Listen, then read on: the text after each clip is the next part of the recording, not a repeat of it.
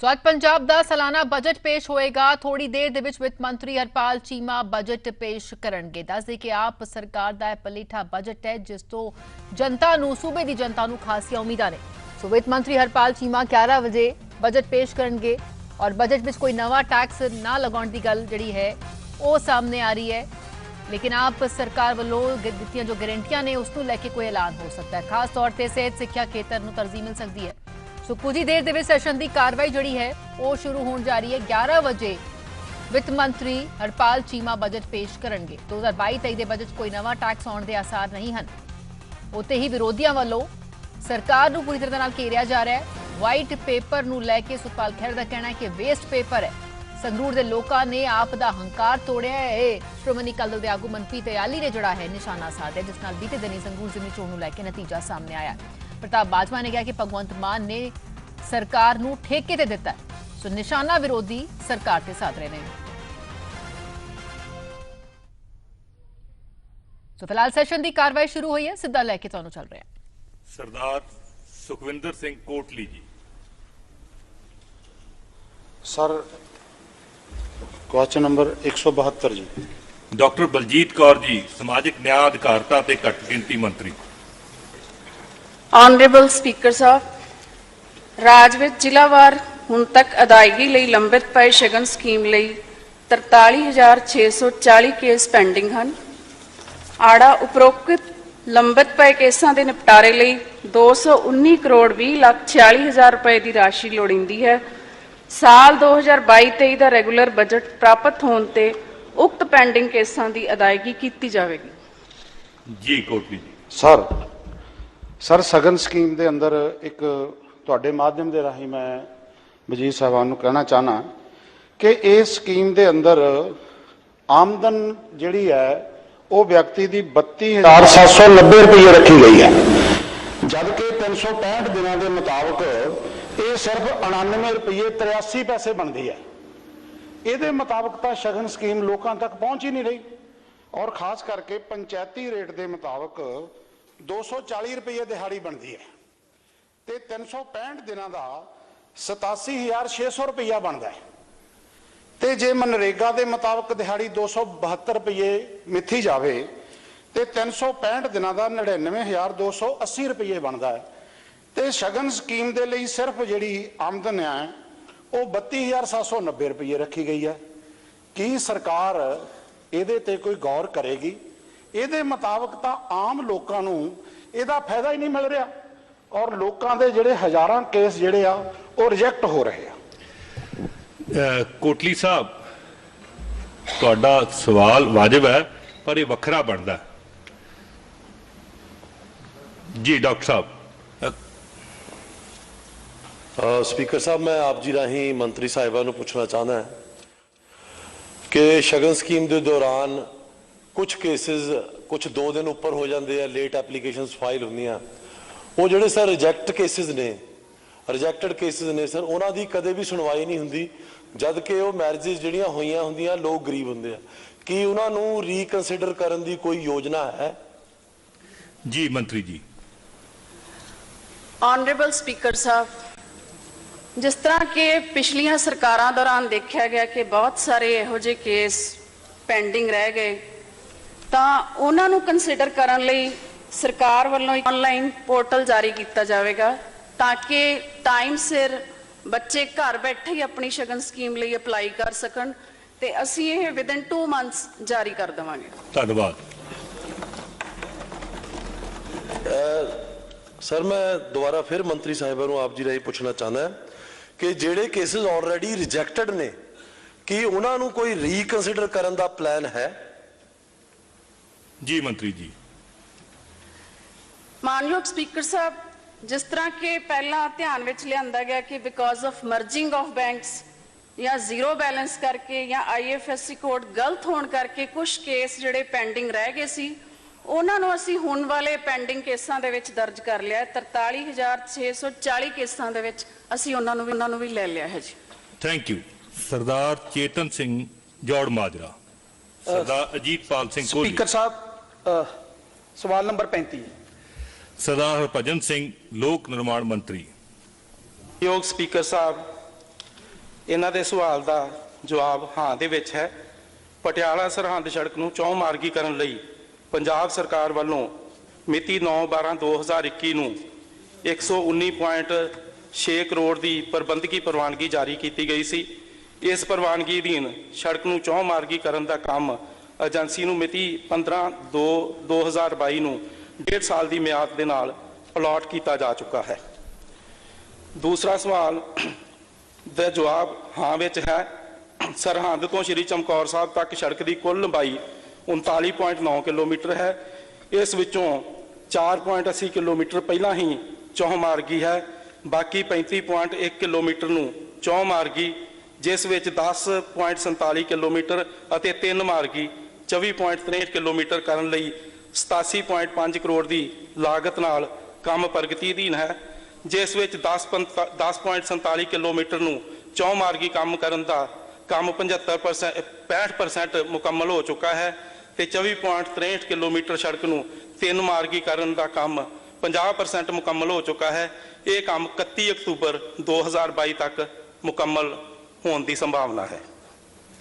ਜੌੜ ਮਾਜਰਾ ਜੀ। ਚੇਤਨ ਸਿੰਘ ਜੀ। ਮਾਨਯੋਗ ਸਪੀਕਰ ਸਾਹਿਬ, ਮੰਤਰੀ ਜੀ ਨੇ ਆਪਣੇ ਜਵਾਬ 'ਚ ਦੱਸਿਆ ਕਿ ਤਕਰੀਬਨ 120 ਕਰੋੜ ਰੁਪਏ ਦੀ ਲਾਗਤ ਨਾਲ ਇਹ ਚੌਮਾਰਗੀ ਕਰਨ ਦਾ ਕੰਮ 15 ਫਰਵਰੀ 2022 ਤੋਂ ਅਲਾਟ ਕੀਤਾ ਜਾ ਚੁੱਕਾ ਹੈ ਔਰ ਇਹ ਵੀ ਕਹਿ ਕੇ ਅਕਤੂਬਰ 2022 ਤੱਕ ਕੰਮ ਮੁਕੰਮਲ ਹੋ ਜਾਵੇਗਾ, ਪਰ ਇੱਥੇ ਤਾਂ ਹਾਲੇ ਤੱਕ ਕੰਮ ਸ਼ੁਰੂ ਹੀ ਨਹੀਂ ਹੋਇਆ ਜੀ। ਔਰ ਮੈਂ ਪੁੱਛਣਾ ਚਾਹੁੰਦਾ ਕਿ ਇਹ ਕੰਮ ਹਲੇ ਤੱਕ ਸ਼ੁਰੂ ਨਾ ਕੀਤੇ ਜਾਣ ਦੇ ਕੀ ਕਾਰਨ ਹਨ? ਕੀ ਮੰਤਰੀ ਜੀ ਟਾਈਮ ਬਾਉਂਡ ਕਰਨਗੇ ਕਿ ਸੜਕ ਨੂੰ ਇਸੇ ਵਿੱਤੀ ਸਾਲ ਦੇ ਅੰਦਰ ਅੰਦਰ ਹਰ ਹਾਲ ਵਿੱਚ ਸੜਕ ਨੂੰ ਕੰਪਲੀਟ ਕੀਤਾ ਜਾਵੇਗਾ? ਕਿਉਂਕਿ ਇਸ ਸੜਕ ਤੇ ਟ੍ਰੈਫਿਕ ਬਹੁਤ ਜ਼ਿਆਦਾ ਰਹਿੰਦੀ ਹੈ ਔਰ ਐਕਸੀਡੈਂਟ ਨੇ ਜਿਹੜੇ ਬਹੁਤ ਜ਼ਿਆਦਾ ਹੁੰਦੇ ਨੇ, ਕਿਉਂਕਿ ਅੱਗੇ ਅੰਮ੍ਰਿਤਸਰ ਸਾਹਿਬ ਨਾਲ ਜੋੜਦੀ ਹੈ ਔਰ ਫਤਿਹਗੜ੍ਹ ਸਾਹਿਬ ਜਿਹੜਾ ਇਤਿਹਾਸਿਕ ਸਾਡੇ ਗੁਰੂ ਘਰ ਨੇ ਉਹਨਾਂ ਨਾਲ ਜੋੜਦੀ ਹੈ। ਇਸ ਲਈ ਮੰਤਰੀ ਜੀ ਆਸਵਾਸਨ ਦੇਣ ਕਿ ਇਸ ਸਾਲ ਦੇ ਅੰਦਰ ਅੰਦਰ ਇਸ ਸੜਕ ਨੂੰ 4 ਲੇਨ ਬਣਾ ਦਿੱਤਾ ਜਾਵੇਗਾ। ਧੰਨਵਾਦ। ਮੰਤਰੀ ਜੀ। ਮਿਤੀ 15/2/2022 ਨੂੰ 1.5 ਸਾਲ ਦੀ ਮਿਆਦ ਨਾਲ ਇਹ ਕੰਮ ਅਲਾਟ ਕੀਤਾ ਜਾ ਚੁੱਕਾ ਹੈ, ਜਿਸ ਦੀ ਮਿਤੀ 14 ਅਗਸਤ 2023 ਤੱਕ ਕੰਪਲੀਟ ਹੋਣ ਦੀ ਸੰਭਾਵਨਾ ਹੈ। ਸੋ ਇਸ ਐਗਰੀਮੈਂਟ ਮੁਤਾਬਕ ਅਜੇ ਕੰਮ ਜਿਹੜਾ ਹੈ 1.5 ਸਾਲ ਦੇ ਸਮੇਂ ਨਾਲ ਅਲਾਟ ਕੀਤਾ ਗਿਆ। ਸੋ ਅਜੇ ਇਹਦੀ ਪੂਰੀ ਮਿਆਦ ਜਿਹੜੀ ਆ ਉਹ 14 ਅਗਸਤ 2023 ਨੂੰ ਹੋਣੀ ਹੈ। ਸਾਨੂੰ ਪੂਰਨ ਉਮੀਦ ਹੈ ਕਿ ਅਸੀਂ 14 ਅਗਸਤ 2023 ਤੱਕ ਇਹ ਕੰਮ ਮੁਕੰਮਲ ਕਰ ਦਿਆਂਗੇ।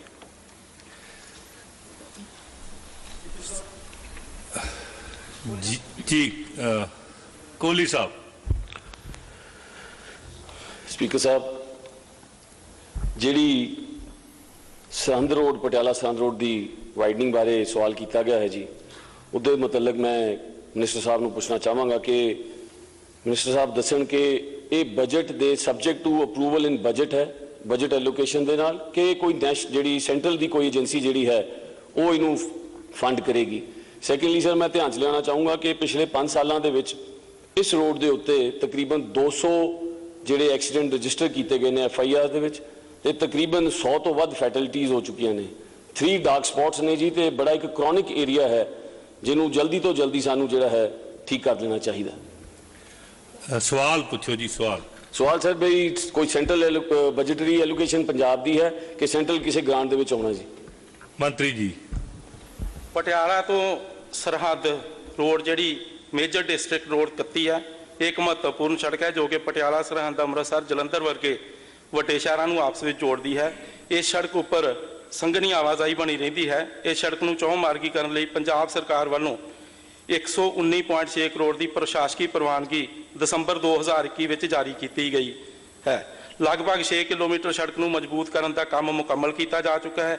ਬਾਕੀ ਸੜਕ ਨੂੰ ਚੌਮਾਰਗੀ ਕਰਨ ਲਈ ਜੰਗਲਾਤ ਵਿਭਾਗ ਅਤੇ ਬਿਜਲੀ ਵਿਭਾਗ ਤੋਂ ਲੋੜੀਂਦੀਆਂ ਮਨਜ਼ੂਰੀਆਂ ਪ੍ਰਾਪਤ ਕੀਤੀਆਂ ਜਾ ਰਹੀਆਂ ਹਨ। ਇਸ ਕੰਮ ਅਧੀਨ ਭਾਖੜਾ ਨਰਵਾਣਾ ਬ੍ਰਾਂਚ ਨਹਿਰ ਉੱਪਰ ਸਟੀਲ ਬ੍ਰਿਜ ਬਣਾਉਣ ਦੀ ਵੀ ਤਜਵੀਜ਼ ਹੈ। ਸੋ ਐਗਰੀਮੈਂਟ ਮੁਤਾਬਕ ਇਹ ਕੰਮ 14 ਅਗਸਤ 2023 ਤੱਕ ਕੰਪਲੀਟ ਕਰਨ ਦੀ ਸੰਭਾਵਨਾ ਹੈ। ਧੰਨਵਾਦ। ਬੜੀ ਖੁੱਲ੍ਹਦਿਲੀ ਨਾਲ ਜਵਾਬ ਦਿੰਦੇ ਹੋ ਜੀ। ਚੇਤਨ ਸਿੰਘ ਜੀ।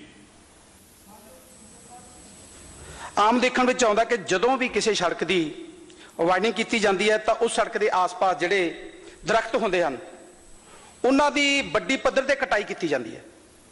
ਇਹ ਸੜਕ ਦੀ ਵਾਈਡਨਿੰਗ ਵੇਲੇ ਵੀ ਇਸੇ ਤਰ੍ਹਾਂ ਹੀ ਕੀਤਾ ਜਾਣਾ ਹੈ ਸਪੀਕਰ ਸਾਹਿਬ, ਸਰਕਾਰ ਵੱਲੋਂ ਆਸ਼ਵਾਸਨ ਤਾਂ ਦੇ ਦਿੱਤੇ ਜਾਂਦੇ ਹਨ ਕਿ ਸੜਕ ਦੀ ਵਾਈਡਨਿੰਗ ਉਪਰੰਤ ਦਰਖਤ ਲਗਾਏ ਜਾਣਗੇ, ਪਰ ਹਕੀਕਤ ਵਿੱਚ ਅਜਿਹਾ ਨਹੀਂ ਹੁੰਦਾ।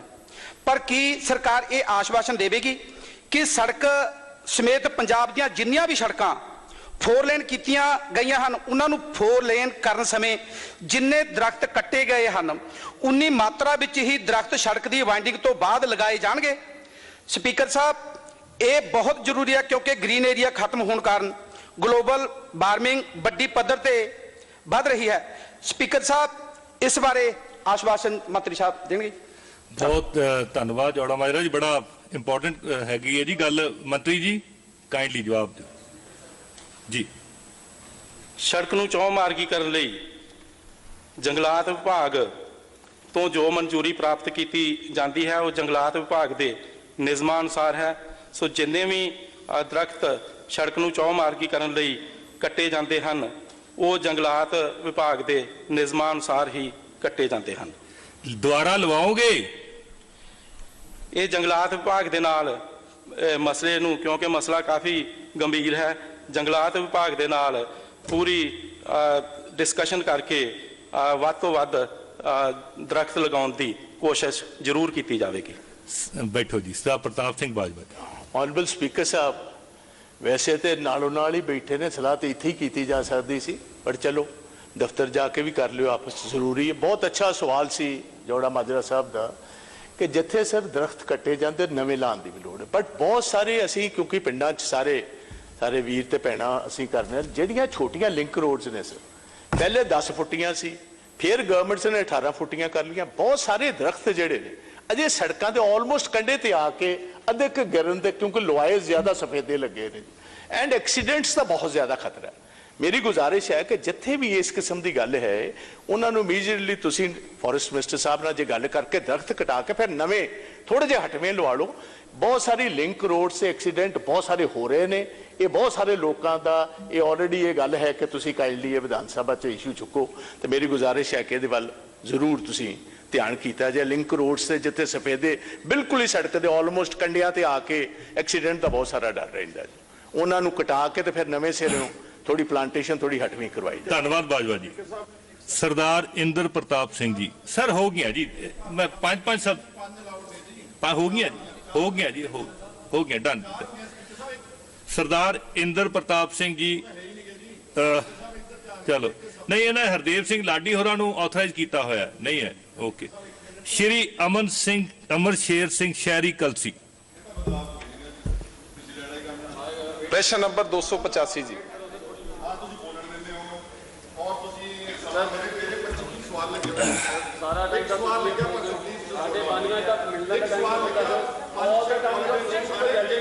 ਮੈਂ ਮਾਨਯੋਗ ਮੈਂਬਰ ਸਾਹਿਬਾਨ ਨੂੰ ਬੇਨਤੀ ਕਰਦਾ ਹਾਂ ਕਿ ਚੇਅਰ ਨੂੰ ਐਡਰੈਸ ਕਰਕੇ ਗੱਲ ਕੀਤੀ ਜਾਵੇ। ਤੁਸੀਂ ਕਾਈਂਡਲੀ ਤੁਸੀਂ ਬੈਠੋ ਫਿਰ ਤੁਹਾਨੂੰ ਦੇਵਾਂਗੇ ਜੀ। ਸ਼ਹਿਰੀ ਕਲਸੀ ਜੀ ਸਵਾਲ ਨੰਬਰ ਬੋਲੋ। ਪ੍ਰਸ਼ਨ ਨੰਬਰ 285। ਸ਼੍ਰੀ ਗੁਰਮੀਤ ਸਿੰਘ ਮੀਤ ਹੇਅਰ ਉਚੇਰੀ ਸਿੱਖਿਆ ਮੰਤਰੀ। ਨਹੀਂ ਜੀ, ਅਜਿਹੀ ਕੋਈ ਵੀ ਤਜਵੀਜ਼ ਵਿਭਾਗ ਦੇ ਵਿਚਾਰ ਦੀ ਨਹੀਂ ਹੈ। ਸ਼ਹਿਰੀ ਕਲਸੀ ਜੀ। ਸਰ ਮੈਂ ਮੰਤਰੀ ਸਾਹਿਬ ਤੋਂ ਪੁੱਛਣਾ ਚਾਹੁੰਦਾ, ਜਦੋਂ ਦੀ ਦੇਸ਼ ਨੂੰ ਆਜ਼ਾਦੀ ਮਿਲੀ ਹੈ ਸਾਡੇ ਬਟਾਲੇ ਨੂੰ ਪਛੜਿਆ ਇਲਾਕਾ ਕਹਿ ਕੇ ਜਾਣਿਆ ਜਾਂਦਾ ਹੈ। ਹੁਣ ਤੱਕ ਉੱਥੇ ਮੈਡੀਕਲ ਕਾਲਜ, ਡਿਗਰੀ ਕਾਲਜ ਵੀ ਨਹੀਂ ਹੈ। ਬੜਾ ਦੁੱਖ ਲੱਗਦਾ ਹੈ। ਸਾਡੇ ਉੱਥੇ ਗਰੀਬ ਵਰਗ ਜਿਹੜੇ ਨੇ ਉਹ ਆਪਣੇ ਬੱਚਿਆਂ ਨੂੰ ਪੜਾਉਣਾ ਚਾਹੁੰਦੇ ਨੇ, ਵਧੀਆ ਅਫਸਰ ਬਣਾਉਣਾ ਚਾਹੁੰਦੇ ਨੇ, ਪਰ ਅਫਸੋਸ ਹਾਲੇ ਤੱਕ ਸਾਡੇ ਉੱਥੇ ਮੈਡੀਕਲ ਜਾਂ ਡਿਗਰੀ ਕਾਲਜ ਨਹੀਂ ਹੈ। ਮੈਂ ਪੁੱਛਣਾ ਚਾਹੁੰਦਾ ਇਹਦਾ ਕੀ ਕਾਰਨ ਹੈ? ਅਜਿਹੀ ਕਿਉਂ ਤਜਵੀਜ਼ ਨਹੀਂ ਹੈ ਜਿਹੜੀ ਸਾਡੇ ਵਾਸਤੇ ਮੰਤਰੀ ਸਾਨੂੰ ਹਰ ਵਾਰ ਇਗਨੋਰ ਕੀਤਾ ਜਾਂਦਾ? ਕਾਰਨ ਦੱਸੋ ਜੀ। ਸਪੀਕਰ ਸਾਹਿਬ, ਜਿਹੜਾ ਮੈਡੀਕਲ ਵਾਲਾ ਤੇ ਟੈਕਨੀਕਲ ਐਜੂਕੇਸ਼ਨ ਡਿਪਾਰਟਮੈਂਟ ਜਿਹੜਾ ਮੇਰੇ ਕੋਲ ਨਹੀਂ ਹੈਗਾ, ਜਿਹੜਾ ਮੇਰੇ ਕੋਲੇ ਆ ਉਹਦਾ ਸਰ ਆਲਰੇਡੀ ਇੱਕ ਤਾਂ ਜਿਹੜੀ ਗੁਰੂ ਨਾਨਕ ਦੇਵ ਯੂਨੀਵਰਸਿਟੀ ਹੈ ਉਹਦਾ ਜਿਹੜਾ ਕਨਸਟੀਟਿਊਐਂਟ ਕਾਲਜ ਜਿਹੜਾ ਇੱਕ ਉੱਥੇ ਚੱਲ ਰਿਹਾ, ਤੇ ਇਸ ਤੋਂ ਇਲਾਵਾ ਵੀ ਪੰਜਾਬ ਸਰਕਾਰ ਜਿਹੜੇ ਕਾਲਜਸ ਨੂੰ ਏਡ ਦਿੰਦੀ ਹੈ, 4 ਏਡਡ ਕਾਲਜ ਬਟਾਲੇ ਸ਼ਹਿਰ ਦੇ ਵਿੱਚ ਜਿਹੜੇ ਆ ਉਹ ਚੱਲ ਰਹੇ ਆ। बाकी सर सरकार की प्रायोरिटी एजुकेशन आने वाले समय च मैं मानयोग MLA साहब आ जान असी कोई ऐसी गल नहीं आने वाले समय जी विचार की जा सकती है भी जे उत्थे कोई सरकारी कॉलेज भी खोलिया जा सके। डॉक्टर चन्नी जी स्पीकर साहब तुसी बैठो। मैं हलका श्री चमकौर साहब तो आ रहा जिथे कि वड्डे साहबजादियां ने अपना लहू डोलिया तो बड़ी हैरानी की गल है कि साडे हलके च भी एक ऐसा हलका जिसनों कि अज तक बिल्कुल ही विचारिया नहीं गया, एक बहुत वड्डियां शहीदियां वड्डे साहबजादियां दियां होईयां ते उत्थे भी किसी तरह का एक भी डिग्री कॉलेज है नहीं। सो मेरी भी यह बेनती है कि साडे हलके वाल भी ध्यान दिता जाए ताकि इस हलके च भी कोई साडे जिहड़े बच्चे ने वो पढ़ के किसी चंगे अफसर बन सकन और वधिया पढ़ाई जिहड़ी हायर एजुकेशन लै सकन। मानयोग डॉक्टर साहब ये वखरा सवाल बनता है, सरदार गुरदीप सिंह सेखों सर। स्पीकर साहब मैं तुहाडे राਹੀਂ बेनती करनी चाहुंदा फरीदकोट के अंदर बरजिंदरा कॉलेज 1943 तो बनया होया जिहड़ा अज तुसीं देखोगे दूर दूर तक लोग जिहड़े उत्थे पढ़ के जाते रहे, पर साडे कोले BSc एग्रीकल्चर चलती सी, वो BSc एग्रीकल्चर पिछले 2 सालों तो बंद की हुई आ। सो कृपा करके वो चालू करवा दो क्योंकि उहदे नाल जिथे गरीब बच्चों की उस इलाके दे विच जिहड़े गरीब बच्चे सी वो पढ़ते सी और नाल उत्थे 100 सीट इहो जी सी जिते थोड़े जे खर्चे दे नाल प्रोफैसरां नूं भी उहदे विचों ही तनख्वाह दित्ती जांदी, सरकार ते कोई उहदा वित्ती बोझ भी नहीं सी। सो कृपा करके वो BSc एग्रीकल्चर चालू। मैं भी ये चाहना पर यह वखरा सवाल है, please. Sardar Sukhpal Singh Khera. Speaker साहब मैं एजुकेशन मिनिस्टर साहब के ध्यान च लियाना चाहना एक तुहाडे कोल ना टेबल ते फाइल पई है संत प्रेम सिंह करमसर कॉलेज पिगोवाल 35 एकड़ कैंपस और बेहतरीन ऑडिटोरियम बेहतरीन स्टेडियम वो सरकार दे टेक ओवर वास्ते तुहाडे कोल फाइनेंस डिपार्टमेंट की अप्रूवल नाल एजुकेशन डिपार्टमेंट हायर एजुकेशन के कोल तुहाडे पई है जी। आई बी वेरी ग्रेटफुल। वो ना अदरवाइज प्राइवेट हत्थां च चल नहीं रहा, उन्होंने तनख्वाह टीचर्स दी नहीं दे सकता कोई भी। तो तुहाडे जिहड़े फाइनेंस सैकटरी साहब है उन्होंने सारी गल दा इल्म है। आई एम क्वाइट श्योर क्योंकि पहला एक प्रीवियस गवर्नमेंट एक या 2 प्राइवेट एडिड कॉलेज है जी ये 95% तो आप ग्रांट दे ही रहे हैं, 5 पैसे ही सिर्फ देने वास्ते कितनी बड़ी प्रॉपर्टी अपने को आ जी और बच्चों का उत्थे पेंडू कॉलेज भविख बन जाएगा। मैं बड़ा ऋणी होवांगा अगर तुसीं इस नूं प्लीज़ तवज्जो दे के ते इहनूं सरकार इस कॉलेज नूं ओवरटेक कर ले जी। वो कॉलेज बच जूगा बच्चों का बिल्कुल दरिया के कंढे ते एक पिंड दा पेंडू कॉलेज है। आई बी वेरी ग्रेट। वखरा सवाल बनता जे मंत्री साहब को जवाब देना चाहुंदे तो मत। सर मानयोग मैंबर साहब ने मेरे ध्यान च लियांदा, मैं फाइल जिहड़ी है मंगवा लैना, पर सर ना 1995-96 तो बाद साडे कोई भी जिहड़ी सरकारी भर्ती कॉलेज दे विच प्रोफैसरां दी नहीं कीती गई। आ 2021 च एक गड्डी सी 2158 वो जिहड़ी है स्टे हो गई। हुण सानू भी मतलब कि फिलहाल सरकारी कॉलेज पिछले समय च खोल तां दिते गए पर किते भी सारे साडे मानयोग मैंबर जानते हैं किते भी प्रोफैसर है नहीं गा, सानू उन्हां नूं भी चलाउण लई बड़ी दिक्कत आ रही है। पर मैं जिवें पहिलां भी कहा भी सरकार दी प्रायोरिटी एजुकेशन, असीं ਉਹਦੇ ਲਈ भी ਹੀਲਾ ਵਸੀਲਾ ਜਿਹੜਾ ਅਸੀਂ ਕਰ ਰਹੇ ਹਾਂ, ਅਸੀਂ ਕੋਰਟ 'ਚ ਵੀ ਕੇਸ ਲੜ ਰਹੇ ਹਾਂ ਵੀ ਜਿਹੜੀ ਉਹ ਉਹਨਾਂ ਤੇ ਸਟੇ ਹੋਈ ਹੈ ਉਹਦੀ ਜਿਹੜੀ ਲੜਾਈ ਉੱਥੇ ਵੀ ਲੜ ਰਹੇ ਆ ਉਹਨੂੰ ਹਟਾਇਆ ਜਾ ਸਕੇ। ਤੇ ਉਸ ਤੋਂ ਇਲਾਵਾ ਵੀ ਕਿਉਂਕਿ ਬੜੇ ਕਾਲਜਸ ਦੇ ਪਹਿਲਾਂ ਜਿਹੜੇ ਆ ਗੈਸਟ ਆਫ ਫੈਕਲਟੀ ਜਿਹੜੇ ਆ ਰੱਖੇ ਗਏ ਉਹਨਾਂ ਦੇ ਵੱਖਰੇ ਜਿਹੜੇ ਇਸ਼ੂਜ਼ ਹੁਣ ਚੱਲ ਰਹੇ ਆ। ਸੋ ਮੈਂ ਇਹ ਫਾਈਲ ਜਿਹੜੀ ਹੈ ਮਾਨਯੋਗ ਮੈਂਬਰ ਸਾਹਿਬ ਨੇ ਧਿਆਨ 'ਚ ਲਿਆਂਦੀ ਹੈ, ਇਹਨੂੰ ਮੰਗਵਾ ਲਾਂਗੇ ਤੇ ਆਉਣ ਵਾਲੇ ਸਮੇਂ 'ਚ ਤੇ ਕੀ ਤਜਵੀਜ਼ ਬਣਦੀ ਆ ਉਹ ਤੇ ਵਿਚਾਰ ਜਿਹੜਾ ਅਸੀਂ ਕਰਾਂਗੇ। बाजवा साहब। सर मैं भी रिक्वेस्ट ऑनरेबल मिनिस्टर साहब ਨੂੰ ਤੁਹਾਡੇ ਜ਼ਰੀਏ ਕਰਨਾ ਚਾਹਨਾ। ਮੇਰੇ ਏਰੀਆ 'ਚ ਵੀ ਇੱਕ ਲਾਧੂਪੁਰ ਕਾਲਜ ਹੈ, ਕਾਫੀ ਦੇਰ ਪਹਿਲੇ ਇਹ ਲਾਧੂਪੁਰ ਕਾਲਜ ਗਵਰਨਮੈਂਟ ਡਿਗਰੀ ਕਾਲਜ ਖੋਲਿਆ ਗਿਆ, but total number of students ਆ ਜਸਟ 18 ਕਰੋੜਾਂ ਰੁਪਏ ਲੱਗੇ ਨੇ। ਕੋਈ ਆਲਟਰਨੇਟਿਵ ਜੇ ਆਪਾਂ ਕੋਈ ਕੋਰਸਿਸ ਲੈ ਆਈਏ